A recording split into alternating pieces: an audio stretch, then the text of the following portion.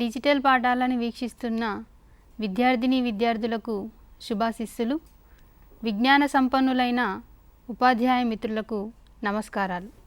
పిల్లలు, ఇక్కడ కనిపిస్తున్న చిత్రంలో ఏమున్నాయి? ప్రధాన ఆహార పంట అయిన వరి, ఉసిరి, పాలకూర, మొక్కల నుంచి మనకి లభించే ధాన్యాలు, రకరకాల పప్పు ధాన్యాలు, నూనె గింజలు, పొద్దుతిరుగుడు గింజలు, ఇవి రాలిన ఆకులు, చెట్టు బెరడు, ఇది కూడా చెట్టు నుండి వేరవుతున్న బెరడు, డ్రాగన్ ఫ్రూట్, రామాఫలం, రెజిన్స్, జిగురులు. మొక్కల నుంచి వచ్చే రకరకాల ఉత్పత్తులను ఇంతకుముందు చిత్రాలలో గమనించారు కదా. వాటిలో మొక్కలకి ఉపయోగపడేవేంటి, అవసరం లేనివేంటి? మొదటగా గమనించిన వరి, ఉసిరి, పాలకూర ఇంకా అనేక రకాల మొక్కల నుంచి మనకు రకరకాల ధాన్యాలు, పప్పు ధాన్యాలు, నూనెలకి సంబంధించిన పదార్థాలు ఉత్పత్తి చేయబడతాయి. ఇవన్నీ మొక్కకి అవసరమే. తను వినియోగించుకోగా మిగిలిన పదార్థాలని మొక్కలు నిల్వ చేసుకుంటాయి. వేర్లలో, కాండంలో, పత్రంలో, పండ్లలో, గింజలలో, రకరకాల రూపాలలో నిల్వ చేసుకుంటాయి. మరి తర్వాత కనిపించిన చిత్రాలు రాలిన ఆకులు, చెట్టు నుంచి వేరవుతున్న బెరడు లాంటివి. వీటి వల్ల మొక్కలకి ఏమైనా ఉపయోగం ఉంటుందా? ఉపయోగం లేకపోతే వాటిని ఏమంటారు? తర్వాత కనిపించిన పదార్థాలని గమనిస్తే డ్రాగన్ ఫ్రూట్, రామాఫలం అంటే రకరకాల పండ్లు. మనం ఇక్కడ రెండే చూసాం, మొక్కల నుంచి ఉత్పత్తి అయ్యే రకరకాల పండ్లు. పండ్ల వల్ల మొక్కలకి ఉపయోగం ఉంది. అవసరం లేని పదార్థాలని కూడా మొక్కలు పండ్ల ద్వారా బయటికి వదులుతాయి. రెజిన్లు, జిగురులు లాంటి పదార్థాలని కూడా చూసాం. మరి మొక్క పెరుగుదల, అభివృద్ధికి ఉపయోగపడే పదార్థాలు ఏంటి అంటే పిండి పదార్థాలైన ధాన్యాలు కావచ్చు, ప్రోటీన్లు, మాంసకృతులు కలిగిన పప్పు ధాన్యాలు కావచ్చు, క్రొవ్వులు కలిగిన నూనె గింజల లాంటి పదార్థాలు కావచ్చు మొక్క పెరుగుదల, అభివృద్ధికి అవసరం. రెజిన్లు, జిగురులు లాంటివి మొక్క ఇతర అవసరాలకి వినియోగించుకుంటుంది. అలా కాకుండా ఈ రాలిన కాండం, రాలిన ఆకులు అనేవి మొక్కకి ఎలాంటి ఉపయోగాన్ని ఇవ్వవు.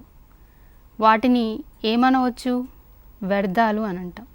అంటే మొక్కలో కూడా వ్యర్థాలు అనేవి ఉత్పత్తి అవుతాయి. సాధారణంగా అన్ని సజీవుల్లో అనేక రకాల జీవక్రియల ఫలితంగా వ్యర్థ పదార్థాలు అనేవి ఉత్పత్తి అవుతుంటాయి. ముఖ్యంగా నత్రజని సంబంధిత పదార్థాలు. ఈ వ్యర్థ పదార్థాలని విసర్జించడమే విసర్జన ప్రక్రియ అని అంటాం. ఈరోజు మనం 10వ తరగతి జీవశాస్త్రంలోని మొక్కలలోని విసర్జన అనే పాఠ్యాంశం గురించి తెలుసుకుందాం.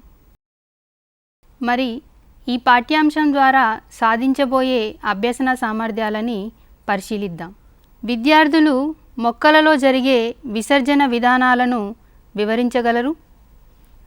ప్రాథమిక, ద్వితీయ జీవక్రియ ఉత్పన్నాలకు మధ్య గల భేదాలను తెలుసుకుంటారు. చూయింగ్ గమ్ తయారీ విధానంను వివరించగలరు. రెజిన్స్, జిగురులు, టానిన్స్ ఉపయోగాలను వివరిస్తారు. ఆయుర్వేద ప్రాముఖ్యత కలిగిన మొక్కల గురించి సమాచార సేకరణ చేస్తారు. బాష్పోత్సేకం, బిందుస్రావం ప్రయోగాలు చేసి పరిశీలిస్తారు. ఆల్కలాయిడ్స్కి ఉదాహరణ ఇస్తారు. వాటి ఉపయోగాలను తెలుపగలరు. విసర్జనకు, స్రావాలకు మధ్య భేదాలను తెలుపగలరు. పిల్లలు, మొక్కల పెరుగుదల, అభివృద్ధికి ఉపయోగపడే పదార్థాల గురించి మాట్లాడుకున్నాం కదా. పిండి పదార్థాలు, మాంసకృతులు, క్రొవ్వులని. వాటిని మనం ప్రాథమిక జీవక్రియ ఉత్పన్నాలు అని అంటాం. అలా కాకుండా అంటే పెరుగుదల, అభివృద్ధికి కాకుండా ఇతర పనులకి ఉపయోగపడితే వాటిని ద్వితీయ జీవక్రియ ఉత్పన్నాలని అంటాం. మొక్కలలో ద్వితీయ జీవక్రియ ఉత్పన్నాలుగా మీరు గమనించిన రెజిన్స్, జిగురులు, ఆల్కలాయిడ్స్, లేటెక్స్ లాంటి పదార్థాలని చెప్పుకోవచ్చు. ఇప్పుడు మొక్కలలో ఏర్పడే వివిధ రకాల ద్వితీయ జీవక్రియ ఉత్పన్నాల గురించి తెలుసుకుందాం. దానిలో మొదటగా ఆల్కలాయిడ్స్ గురించి తెలుసుకుందాం. పిల్లలు, మీకు ఇక్కడ కనిపించేది సింకోనా ఆఫిసినాలిస్ అనే మొక్క. దాని బెరడును నుంచి క్వినైన్ అనే ఆల్కలాయిడ్ వస్తుంది. ఈ క్వినైన్ని మలేరియా వ్యాధి నివారణకి ఉపయోగిస్తారు. ఇక్కడ కనిపించేది టొబాకో, పొగాకు. నికోటిన్ అనే ఆల్కలాయిడ్ వస్తుంది. ఇది ఎండిన ఆకు. ఇది పపావర్ సోమ్నిఫెరం, నల్లమందు మొక్క. దీని యొక్క ఫలం నుంచి మార్ఫిన్, కొకైన్ లాంటి మత్తు మందులని తయారు చేస్తారు. అంటే మనకి సిజేరియన్స్ టైంలో ఉపయోగించడం జరుగుతుంది. ఇది రావుల్ఫియా సర్పంటైనా అనే మొక్క. దీని యొక్క వేరు నుంచి రిసర్పిన్ అనే ఆల్కలాయిడ్ వస్తుంది. దానిని పాము కాటుకి మందుగా ఉపయోగిస్తారు. ఇక్కడ కనిపించేది కాఫీ మొక్క. కాఫియా అరబికా అంటాం. దీని యొక్క విత్తనాల నుంచి కెఫిన్ వస్తుంది. ఇది సిఎన్ఎస్ స్టిమ్యులేటర్గా పనిచేస్తుంది. అంటే కేంద్ర నాడీ వ్యవస్థను ఉత్తేజపరుస్తుంది. వేప, అజాడి రక్త ఇండికా అంటాం. దీని నుంచి నింబిన్ అనే ఆల్కలాయిడ్ వస్తుంది. ఇది సూక్ష్మజీవనాశకంగా, యాంటీసెప్టిక్గా ఉపయోగపడుతుంది. ఇది దత్తూరా మొక్క. దీని నుంచి స్కోపోలమైన్ అనే ఆల్కలాయిడ్ వస్తుంది. ఇది మత్తు మందుగా ఉపయోగపడుతుంది, సెడేటివ్గా. ఇది స్కోపోలమైన్ డ్రగ్. గడ్డి చేమంతి. దీని నుంచి పైరిథ్రాయిడ్ అనే ఆల్కలాయిడ్ వస్తుంది. ఇది సూక్ష్మజీవ నాశనిగా ఉపయోగపడుతుంది. చేమంతి యొక్క ఆకుల నుంచి, గడ్డి చేమంతి యొక్క పువ్వుల నుంచి ఆ ఆల్కలాయిడ్ని తీయడం జరుగుతుంది. కీటకాల నివారణకి ఆ ఆల్కలాయిడ్ అనేది ఉపయోగపడుతుంది. పిల్లలు, ఇప్పటి వరకు మీరు గమనించిన ఆల్కలాయిడ్స్ అన్నీ కూడా మొక్కకి అవసరం లేని నత్రజని సంబంధిత పదార్థాల వల్ల ఏర్పడ్డవి. అవన్నీ మనకి అనేక రకాల అవసరాలకి ఉపయోగపడుతున్నాయి. కానీ మనకు హాని కలిగించే ఆల్కలాయిడ్స్ కూడా కొన్ని ఉన్నాయి. ఉదాహరణకి మన పరిసరాల్లో ఎక్కువగా కనిపించే ముక్కు పుల్లల చెట్లు, వాటిని మనం పార్థీనియం హిస్టరిఫోరస్ అంటాం. ఈ పార్థీనియం హిస్టరిఫోరస్కు ఉండే పరాగరేణువులు అనేవి మనకి ఎలర్జీని, ఆస్తమాని కలిగిస్తాయి. ఇప్పుడు మరికొన్ని ద్వితీయ జీవక్రియ ఉత్పన్నాల గురించి, వాటి తయారీ గురించి ఈ వీడియోలను పరిశీలించి తెలుసుకుందాం. పిల్లలు, ఇక్కడ కనిపించేది ఎరిథ్రోజైలం కోకా అనే మొక్క నుంచి తీసుకోబడిన ఆకులు. దీని నుంచి కొకైన్ అనే ఆల్కలాయిడ్ని ఉత్పత్తి చేస్తారు. ఆకులను ఇలా సల్ఫ్యూరిక్ యాసిడ్తో కలిపి ద్రవ రూపంలోకి మార్చడం జరుగుతుంది. దానికి కాల్షియం కార్బోనేట్ని కలపడం జరుగుతుంది. కిరోసిన్ లాంటి పదార్థాలని కలిపి అలా ద్రవంగా మార్చడం జరుగుతుంది. దాన్ని వడపోసి దానికి మరల సల్ఫ్యూరిక్ ఆమ్లంని కలుపుతారు. అలా కొకైన్ యొక్క పేస్ట్ అనేది తయారవుతుంది. ఆ కొకైన్ పేస్ట్ని శుద్ధి చేయడం కోసం దానికి పొటాషియం పర్మాంగనేట్ని కలుపుతారు. దాని తర్వాత దాన్ని మరలా వడపోసి కొకైన్ బేస్ అనేది తయారు చేస్తారు.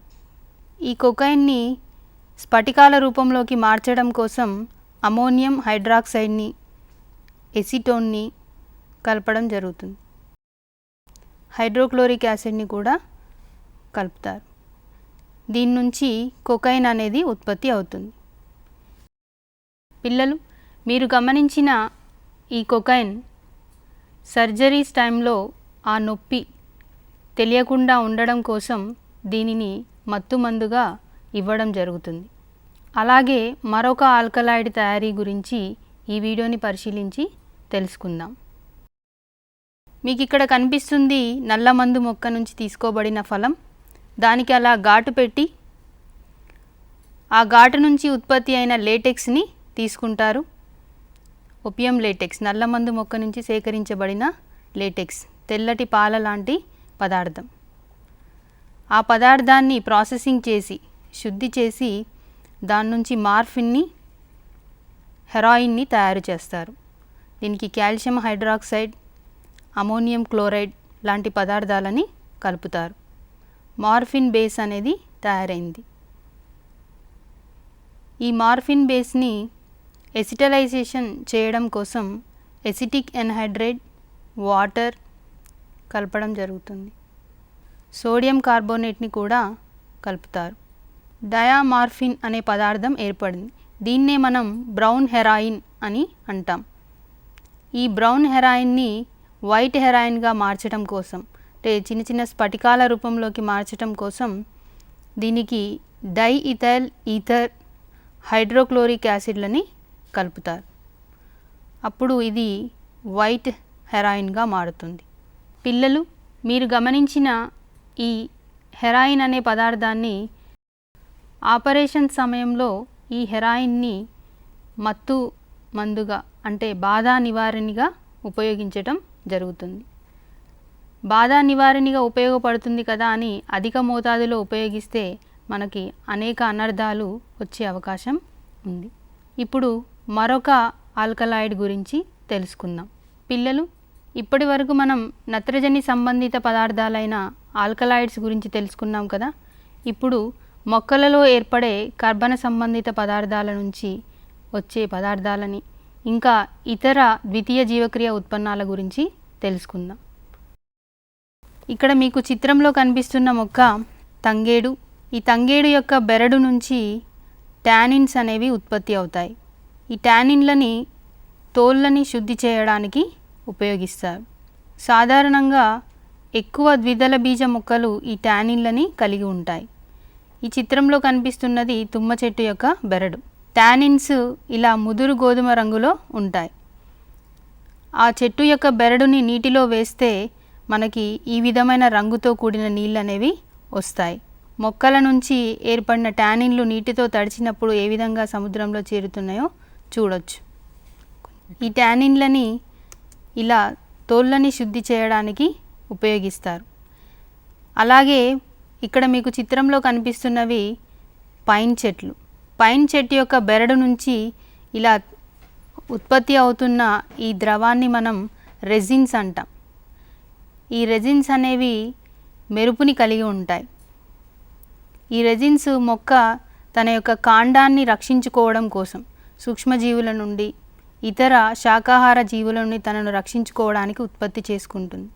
కానీ మనం ఆ రెసిన్స్ని వార్నిష్లలో, పెయింట్స్లలో ఉపయోగించుకోవడం జరుగుతుంది. నెయిల్ పాలిష్లలో కూడా రెజిన్స్ని ఉపయోగిస్తారు. అలాగే ఇక్కడ మీకు ఈ వేప చెట్టు యొక్క బెరడుకు కనిపిస్తున్న ఈ పదార్థం గమ్, జిగురు. ఇది మొక్క తనకి కలిగిన గాయాలని మాన్పుకోవడానికి జిగురులని ఉత్పత్తి చేసుకుంటుంది. ఈ జిగురులు అనేవి ఆ గాయాలని మాన్పుతాయి. కానీ ఈ జిగురులని మనం బైండింగ్స్కి, మందుల తయారీలో ఉపయోగించుకోవడం జరుగుతుంది. ఇక్కడ గమనిస్తున్నది రబ్బరు చెట్లు, హివియా బ్రెజిలెన్సిస్ అంటాం.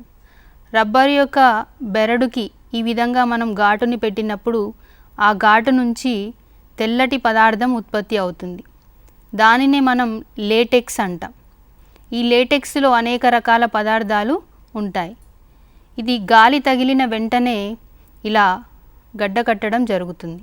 ఇక్కడ మీరు రబ్బరు చెట్టుకి ఘాటును ఏర్పాటు చేసి లేటెక్స్ని తీయడం గమనించవచ్చు. దాదాపు అన్ని రకాల పుష్పించే మొక్కల్లో ఈ లేటెక్స్ అనేది ఉత్పత్తి అవుతుంది. లేటెక్స్లో ముఖ్యంగా మనం చెప్పుకోదగ్గ మొక్క సాపోడిల్లా. మన పూర్వీకుల నుంచి కూడా ఈ మొక్కకి చాలా ప్రాధాన్యత ఉంది. అందరూ చాలా ఇష్టంగా నమిలే చూయిన్ గమ్ని దేని నుంచి తయారు చేస్తారనుకుంటున్నారు? ఈ లేటెక్స్ నుంచి. అది ఎలాగో మనం ఈ వీడియోని పరిశీలించి తెలుసుకుందాం. పిల్లలు, మీకు ఇక్కడ చిత్రంలో కనిపిస్తుంది సాపోడిల్లా వృక్షం. దీనికి ఈ విధంగా ఇట్లా ఘాట్లను ఏర్పాటు చేస్తారు.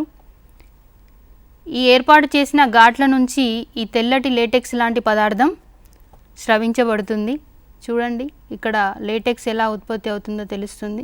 ఈ లేటెక్స్ని ఇలా సంచుల్లోకి సేకరించి దాన్ని వడబోయడం జరుగుతుంది. ఆ వడబోసిన లేటెక్స్ని ఇలా మరిగిస్తారు. మరిగించి దాంట్లో ఉన్న నీటినంతా తీసేయటం వల్ల ఇలా జిగటగా ఉండే పదార్థం ఏర్పడుతుంది.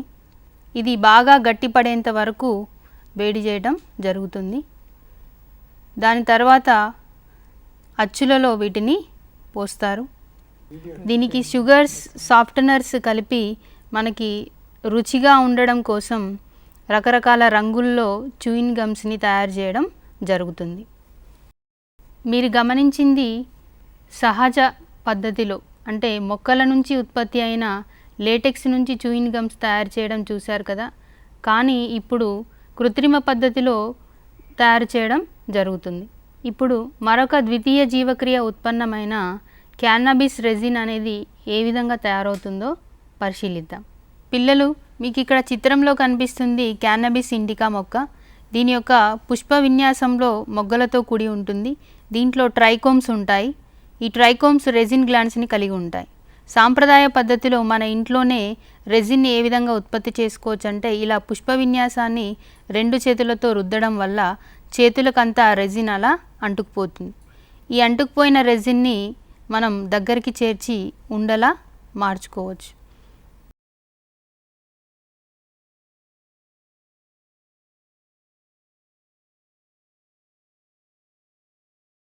అలాగే మరొక పద్ధతి జల్లించటం, అంటే రెజిన్ని తయారు చేసుకోవడంలో మరొక పద్ధతి అది.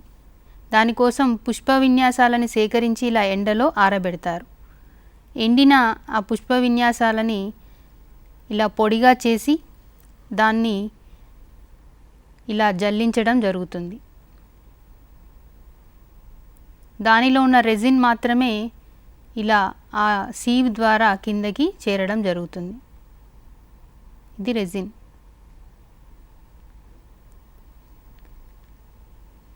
ఈ పౌడర్ని హీట్ చేసి రెజిన్ బార్స్గా మార్చటం జరుగుతుంది. ఆధునిక పద్ధతుల్లో రెజిన్ సేకరణ ఏ విధంగా ఉంటుందంటే, పుష్ప విన్యాసాలని సేకరించి వాటిని వేడి చేసి దాని తర్వాత ఇంతకుముందు మనం చేతితో జల్లించాము, ఇక్కడ మిషన్ జల్లించడం జరుగుతుంది. అప్పుడు ఇక్కడ రెజిన్ అంతా ఇలా కిందకి చేరుతుంది. ఇలా కిందికి చేరిన రెజిన్ని వేడి చేసి ఇలా ప్రెషర్స్ ద్వారా బార్గా మార్చటం జరుగుతుంది. పిల్లలు, మీరు గమనించిన ఈ రెజిన్ అనేది కర్బన సంబంధిత ద్వితీయ జీవక్రియ ఉత్పన్నం. దీనిని కూడా మందుల తయారీలో ఉపయోగించటం జరుగుతుంది. పిల్లలు, ఇప్పటి వరకు మనం మొక్కలలో వివిధ రకాల జీవక్రియల వల్ల ఏర్పడే నత్రజని సంబంధిత పదార్థాలు, కర్బన సంబంధిత పదార్థాలని ఏ విధంగా మార్పు చేసుకుంటాయో గమనించాం కదా. అలాగే మరి మొక్కల్లో అధికంగా ఉన్న నీటిని ఏ రూపంలో బయటికి పంపిస్తుంది అనేది ఈ వీడియోని పరిశీలించి తెలుసుకుందాం.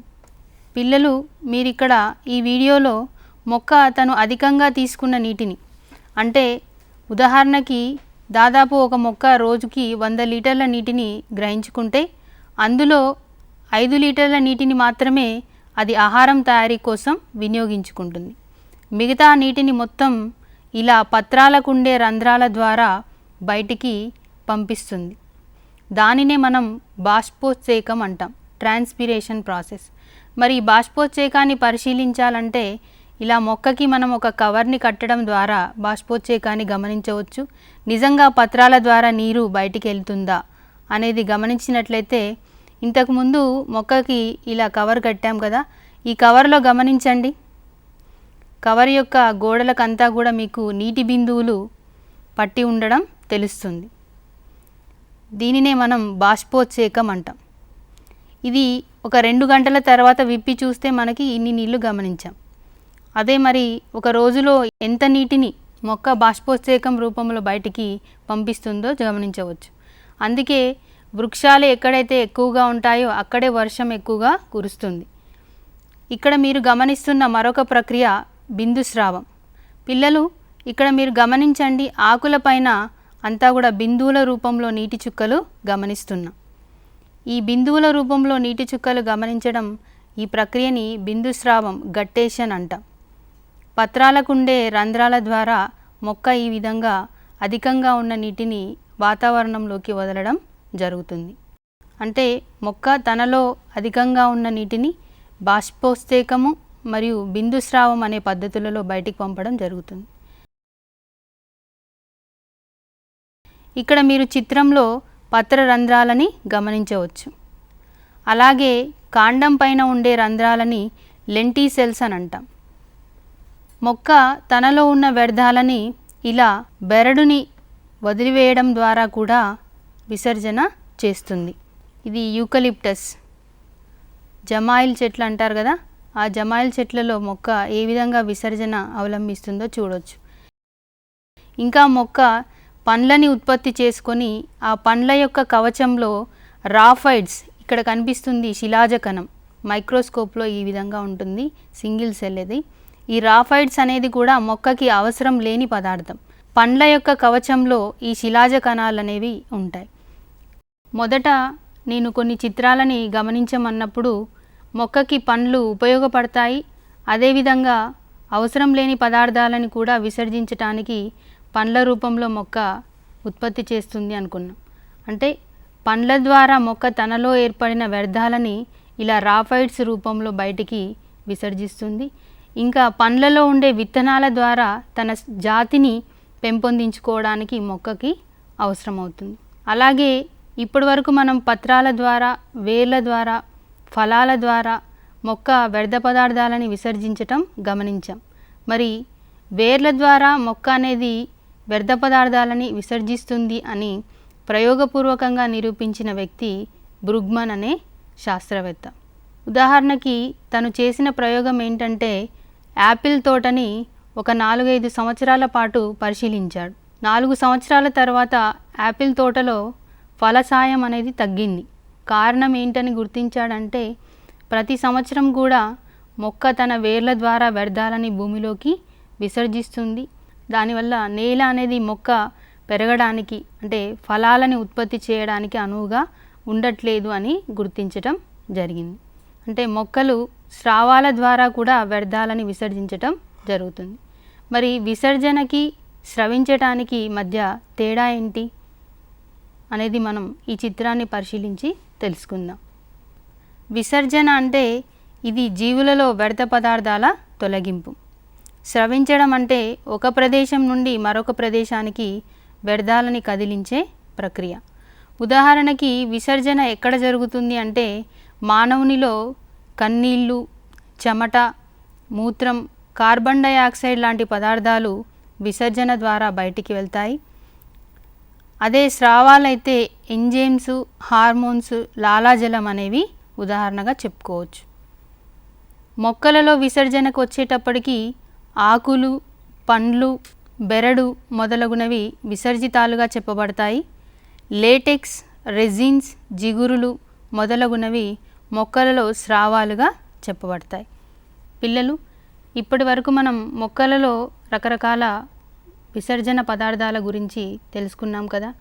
సాధారణంగా ఏ జీవిలోనైనా జీవక్రియల ఫలితంగా అంత్యంగా కొన్ని పదార్థాలు ఏర్పడతాయి. అందులో ఉపయోగకరమైనవి, వ్యర్థ పదార్థాలు రెండూ ఉంటాయి. అయితే జంతువులలో ఈ వ్యర్థ పదార్థాల విసర్జన అనేది ఎక్కువగా కనిపిస్తుంది, ప్రతిరోజు ఉంటుంది. కానీ మొక్కలలో మాత్రం ఈ వ్యర్థాల తయారీ చాలా నెమ్మదిగా జరుగుతుంది. విసర్జన కూడా మనకి కనిపించకుండా జరిగే ప్రక్రియ. కొన్ని పరిస్థితుల్లో వాటిని మనం గమనించవచ్చు, కానీ కొన్ని పరిస్థితుల్లో గమనించలేం. మరి ఈ పాఠ్యాంశం ద్వారా మనం నేర్చుకున్న ముఖ్యాంశాలను ఒకసారి పరిశీలిద్దాం. జీవులలో అనేక రకాల జీవక్రియలు జరుగుతుంటాయి. ఈ జీవక్రియల వల్ల ఏర్పడిన వ్యర్థాలను విసర్జించడం ఒక్కో జీవిలో ఒక్కో రకంగా జరుగుతుంది.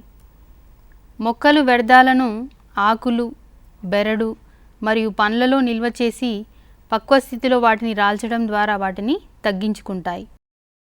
మొక్కలు ఉత్పత్తి చేసుకునే పిండి పదార్థాలు, మాంసకృతులు మరియు క్రొవ్వులు ప్రాథమిక జీవక్రియ ఉత్పన్నాలు. ఇవి మొక్క పెరుగుదలకి, అభివృద్ధికి ఉపయోగపడతాయి. మొక్కల సాధారణ పెరుగుదల మరియు అభివృద్ధికి కాకుండా ఇతర విధులకు ఉపయోగపడే వాటిని ద్వితీయ జీవక్రియ ఉత్పన్నాలు అంటారు. మొక్కల విసర్జితాలైన ఈ ద్వితీయ జీవక్రియ ఉత్పన్నాలైన ఆల్కలాయిడ్స్ మనకు వ్యాధుల చికిత్సకు, రెజిన్లు వార్నిష్లలో, జిగురులు బైండింగ్, మందులు, ఆహార పదార్థాల తయారీలో, హివియా బ్రెజిలెన్సిస్ నుంచి వచ్చే లేటెక్స్తో రబ్బరు తయారు చేస్తారు. మొక్కలు ద్రవరూప వ్యర్థాలను బిందుస్రావం, బాష్పీభవనం ద్వారా మరియు వేర్ల ద్వారా స్రావాలను నేలలోకి వదులుతాయి. పిల్లలు, మూల్యాంకనంలో ఇవ్వబడిన ప్రశ్నలను సాధన చేద్దాం. ఈ పరిసరాలలోని మొక్కల్లో బిందుస్రావంను పరిశీలించండి. మీ పరిసరాలలో మీరు గమనించిన ఏ మొక్కలు లేటెక్స్ను స్రవిస్తున్నాయో రాయండి. ఔషధ విలువలు కలిగిన మొక్కల గురించి సమాచార సేకరణ చేయండి. ప్రయోగశాల కృత్యం. మీ పాఠశాలలో ఉన్న ఏదైనా ఒక మొక్కలో బాష్పీభవనంను పరిశీలించి నమోదు చేయండి. ప్రాజెక్టు పని. మనకు కలిగే చిన్న చిన్న వ్యాధులను నయం చేయడానికి ఇంట్లోనే పాటించే కొన్ని చిట్కాలు, వాటి కోసం వాడే మొక్కల ఉత్పత్తుల గురించి సమాచార సేకరణ చేయండి. లేటెక్స్ గురించి చెప్పుకున్నాము. లేటెక్స్ అనేది తెల్లగా పాలలాగా ఉండేటట్టుగా మీరు గమనించారు. కానీ కొన్ని మొక్కల్లో ఇది పసుపు రంగులో, ఆరెంజ్ కలర్లో కూడా ఉంటుంది.